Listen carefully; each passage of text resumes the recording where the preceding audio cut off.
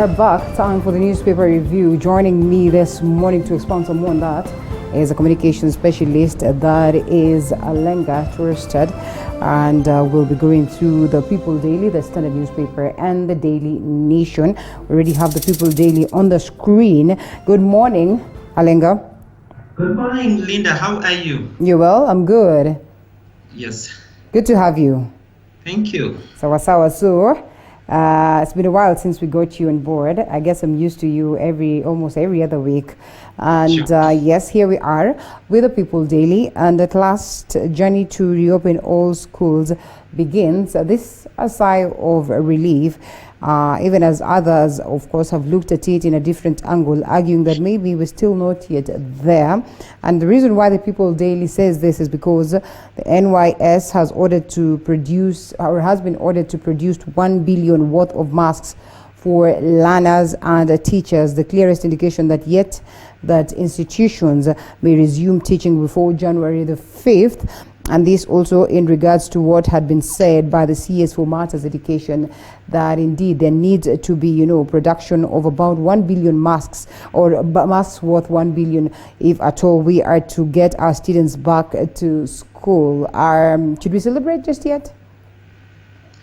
I think it's a good sign because education is a very serious issue in this country, and when it lies, like you remember when we were told in the preset of this pandemic that 2020 will be a dead year for the schools, that was not really good news. So when we begin hearing such news, then it's a positive thing. It's something to be happy about. How much of an impact will it have if the students are to go back before January? Honestly, the year is as good as done, so to speak. I think it will not be a nice thing for the ones who are going to sit their examinations, the Form 4 and Class 8 pupils and students respectively. But for the others, it's just a continuation of the school program. Mm-hmm. So I don't really know how the government is going to handle the ones who are sitting exams, because they had actually informed them that there will be no examination. So most of them psychologically had switched off. All right, and this has been informed by the latest numbers that we've been having, going a little bit down, and getting the CS for Matters Education to argue that if the numbers continue going down, then there is that need the students resume classes. But the World Health Organization tells us it's not time to celebrate just yet. And I mean, even if we are recording lower numbers in comparison to the past month or two, does not mean that we are there just yet. This, as of yesterday, we had recorded cases at 34,201. 144 cases were recorded yesterday. A downward trajectory, and sort of course, giving very many people that sigh of relief. Yeah, I think the advisory from WHO also makes sense. But again, as a country, we have reached that moment where we need to now start making our own solutions and adapting to this new normal, instead of just being there and putting everything on hold. So we can begin gradually resuming business, slowly by slowly resuming schools, and then we also see what it holds in the long term, because it's necessary for us to test our systems also. Mm-hmm. This even as we talk of matters of corruption, and we know very well that it's been said that at the level of the counties become very hard to deal with COVID-19. So counties are losing up to 140 billion to pilferage and weak systems. There's a story that has been captured on page 8 of the People Daily, and as they say, probe in Kiambu blows the lead off on how regional governments lose revenue. I hosted a member of parliament the other day, and his argument was that or a former member of parliament, his argument was that there are very many loopholes to steal, but he chose not to. What does it speak of our systems? I think we have not, since devolution, we have not really put a lot of attention into stemming corruption at the counties, because it actually looks like ideally we devolved corruption. So if we look at the kind of corruption that is taking place in the counties, it's alarming. If you look at, for instance, the recent case of the Migori governor with all his family there, and everybody was taking a share of the county resources. But then we see these are the same people who sit on the table and complain and say that what is being allocated to the county is little. We need to add more money to the county. So that's why it's a time for us to now focus on accountability. And this will only be achieved if we have one governor or one county official that actually pays for this sin of corruption at the counties. But as it were, people steal enough to even bribe their way out of the courts. And that now makes the issue of corruption at the county an animal that cannot be tamed. But it's very sad, because if we went into devolution to be able to cure inequalities at the county levels, to be able to develop the counties, and then all these monies that we are churning into the counties are ending up into the pockets of individuals. It's a sad situation. We need to crack the whip and crack it in a hard way. Speaking of which, page 12 for the People Daily, and equally captured on the front page, Obado Juma face stiff bail conditions, as stiff as they may be. Probably it's what exactly you have pointed out. Some of them still enough that would be able to allow them, a leeway when it gets to the level of the course. After all, it is a constitutional right. And still on the front page, on a story that has been expounded on page 13, Matiang'i says he's ready for 2022 contest. Interior CS says he is prepared to take up the challenge if and only if Kenyans feel he deserves higher responsibility as the top worker. What do you say about this? Linda, honestly, I don't know what a Matiang'i president would look like. Yeah? Yeah, it would be a very tough one that, in my opinion, I would not even want to, see. Yeah. Wouldn't it be tough enough to give solutions to the numerous or the perennial problems that we've had? Matiang'i, in my opinion, seems to be an administrator, that ardent worker, but when it comes to leadership, he's quite aloof, and that really doesn't go well with. It won't give us this benevolent dictator that we probably have been asking for, or many have been asking for. That is sad, because we are trying to walk away from such. Oh, yeah. The moment the word dictator is mentioned, whether benevolent or otherwise, it is not a good thing for country. Okay, well, interesting times ahead, and that declaration, I think we're headed to 2022, so we'll expect lots of changes in terms of tone, in terms of people addressing whatever it is that they're addressing. So yes, we'll see many people also registering their interests, and such is politics. And away from that, to the front page of the Daily Nation, as you can see right here with me, and the biggest story that is on matters politics still, and that is of course hugely in regards to 2022 politics. Our civil society, trade unions, elders, youth and women to be taken on a board in regards to the BBI, and Uhuru Raila plan to corner Deputy President William Ruto. So this is what it says. DP already laying ground to oppose proposed changes. On his tour of the coast region on the weekend, Deputy President William Ruto met religious and women leaders and urged them to push for full implementation of the current constitution instead of clamoring to make changes to the law. He also called on implementation of the 2/3 gender rule. And one would want to ask this: why is it that all of a sudden there's that push and interest for the 2/3 gender rule? I agree that the Deputy President William Ruto has fronted for that.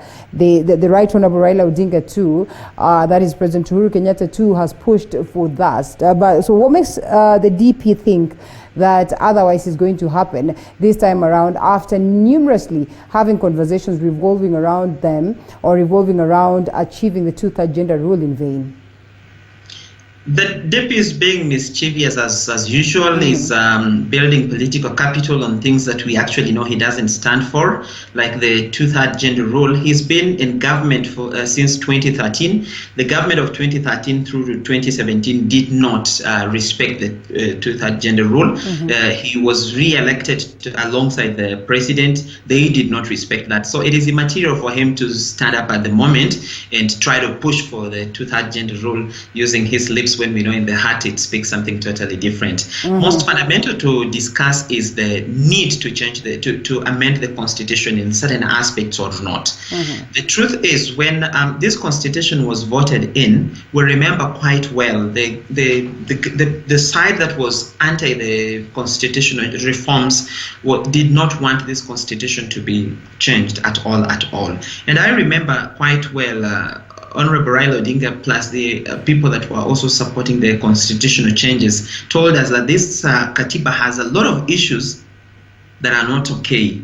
But what we can do is to vote it in, and then we will gradually change it. That is what they told us. And then they have come back to that to revisit that promise. And that's why we are looking at specific issues that need to be ironed out. And then for us to be stagnant at one point that we cannot change a constitution, it is very similar to when we say we don't want a new constitution. So it's just the same language but different times. For us to change a constitution is progressiveness in our politics. Like for instance, the American Constitution, which still remains the strongest constitution in the world in terms of the Bill of Human Rights. This constitution was first amended after the first 100 days when it was promulgated. And then it has actually been amended more than 200 times till now.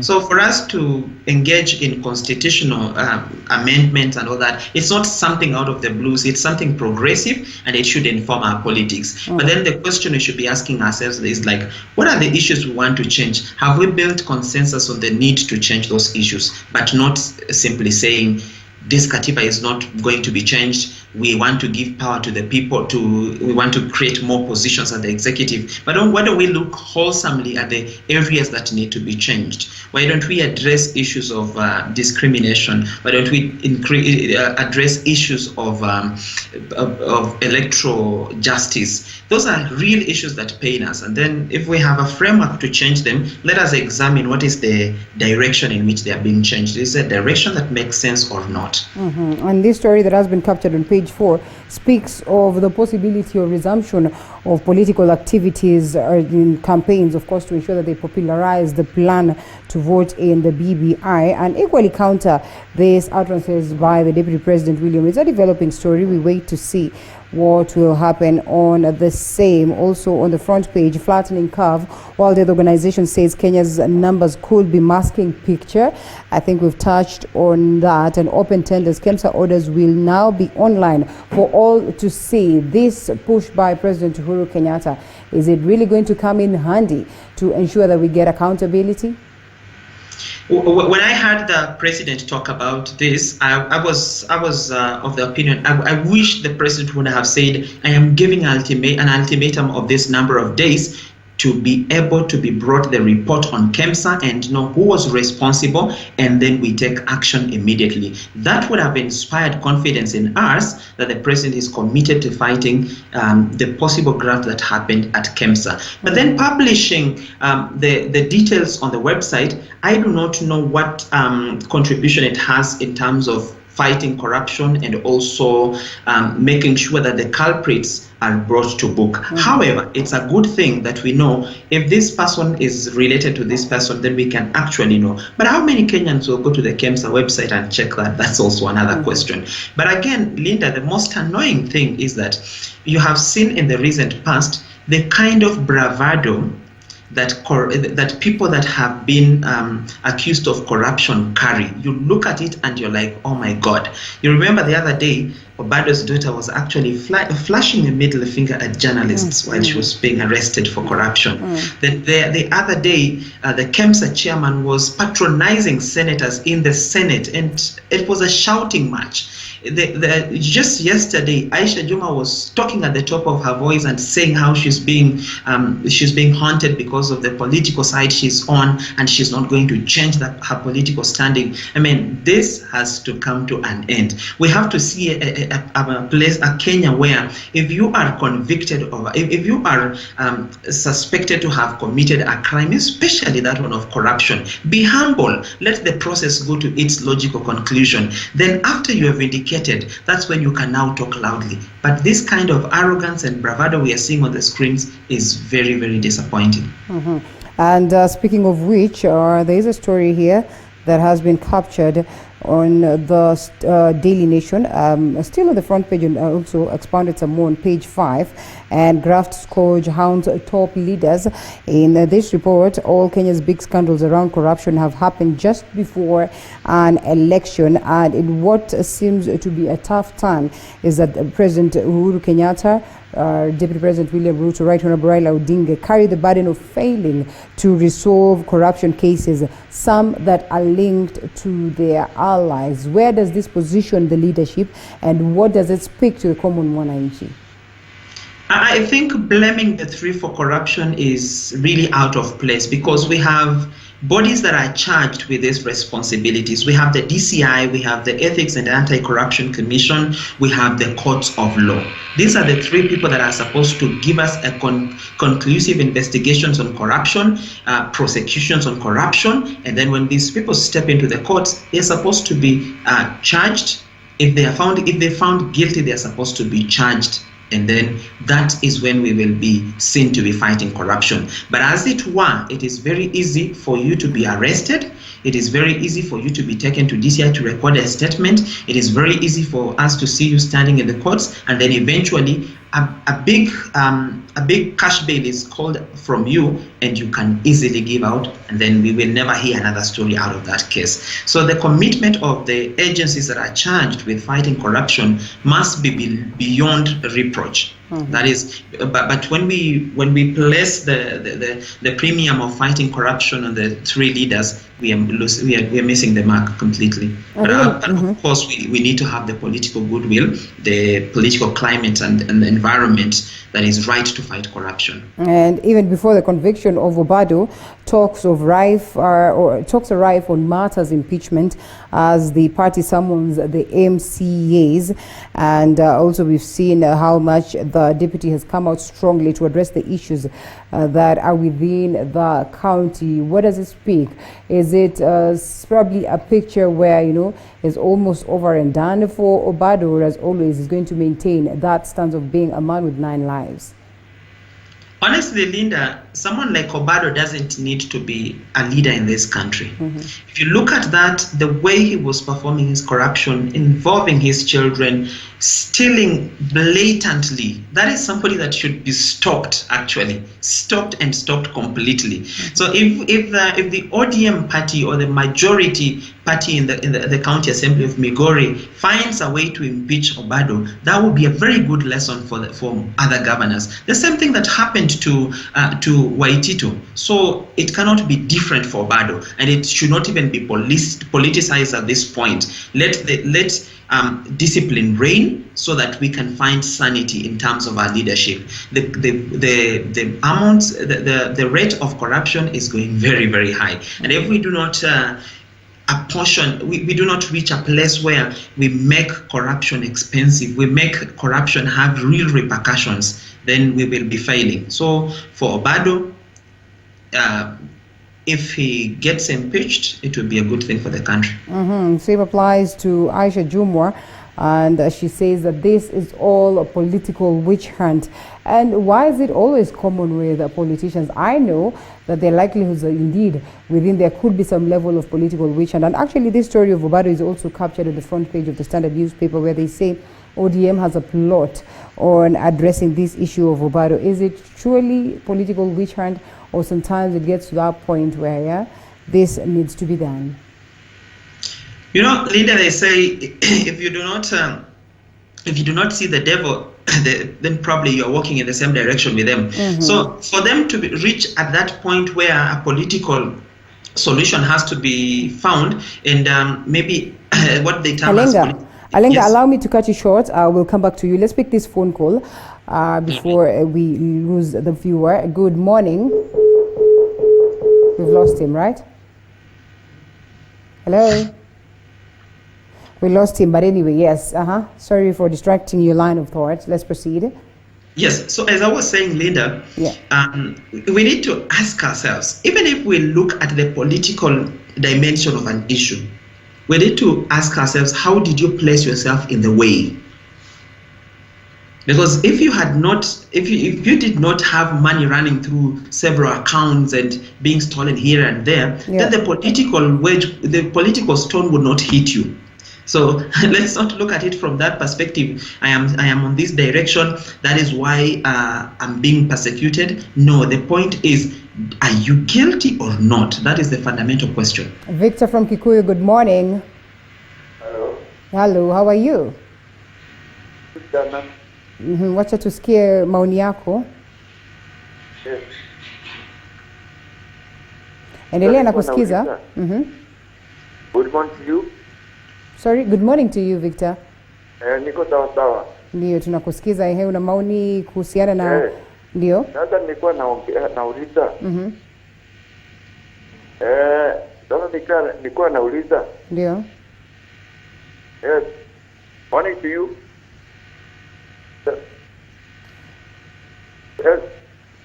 Nauliza mbona Obado unajua people have not been convicted. Sasa hao watu wangali mambo iko kokoti. Sasa kwa hivyo sasa hii mambo hata huyu mtu anaitwa Aisha Jumwa anaweza kuwa na hasira kwa maana ako na uhakika pengine angetenda kitendo mbaya. Kwa hivyo sasa mambo ya kusema ati Aisha Jumwa ameongea hivi, Obado these people have not been convicted. Kwa hivyo sasa you don't have to demonize them. Yaani kuwa na ukali sana juu yao. Na wanjakuwa kuja kotini wakaonyesha pengine kuliko. Na vikiri ulisikia juzi kama nisema vile sikuwa zinaongea juu ya Kagwe. Kagwe alikuwa anapiga simu anasema si pesa ifanye hivi na hivi. Kwa hivyo hii mambo hatujakuwa na uhakika Obado na watoto wake ni waishi ama ni watu corrupt. Kwa hivyo sasa tuende na njia sober, tuende na njia ambayo iko na uhakika. Let us be fair. Wale ya zili hizi. Kwa hivyo tuende na njia ya kuheshimu kwa maana these people have not been convicted. But don't have to narrow them when they have not finished their case. Kwa hivyo wacha kuwachagulia jina, kuwaonyesha kama ni watu ambao hawafai. Hao watu wajafika kotini ambao wakaonyesha jazao wako hivi na hivi na hivi. Kwa hivyo watu wengi sana serikali tumesikia wametajwa. Kwa hivyo sasa tusikia wamepelekwa kotini, wameshikwa. Wacha mtu kwanza ajitetee. Ndio sasa tuweze kuongea mambo. Thank you so much, Asante sana, Victor, taking the noble direction, the constitutional direction, the legal direction, which is actually how it's supposed to be. But then I would want to ask a question in regards to the same to you, Alenga. Yes. He speaks nobly of what is supposed to be done, that indeed we should allow these individuals time so that it gets to the courts. These cases are in the courts. They are being addressed by the courts. We cannot start demonizing them before they have been convicted, before the courts have declared them guilty. This then would be my question. From the way we've been dealing with matters corruption, from the way the laws have been crafted, do you suppose then we should have a reverse of the same and speak of a scenario, if at all we are to fight this battle, where we'll be saying that someone is guilty until they're proven innocent? Linda, there's a principle of law called res ipsa loquitur, that the thing speaks for itself. So if my daughter who is in her 20s has 70 million on her accounts and it shows clearly where that money came from, what are we still talking about in terms of... Should be common sense. They probably are running businesses which anyway they're supposed to present and tell the courts that yes, or tell the investigative bodies. Yeah, and actually they are trading with the county. It already amounts to conflict of interest, you know. So we are already talking about things that need to be sorted out clearly. If money has been placed into your hands as the MP, the CDF money has been placed into your hands, and we cannot see where 15 million or 20 million went to.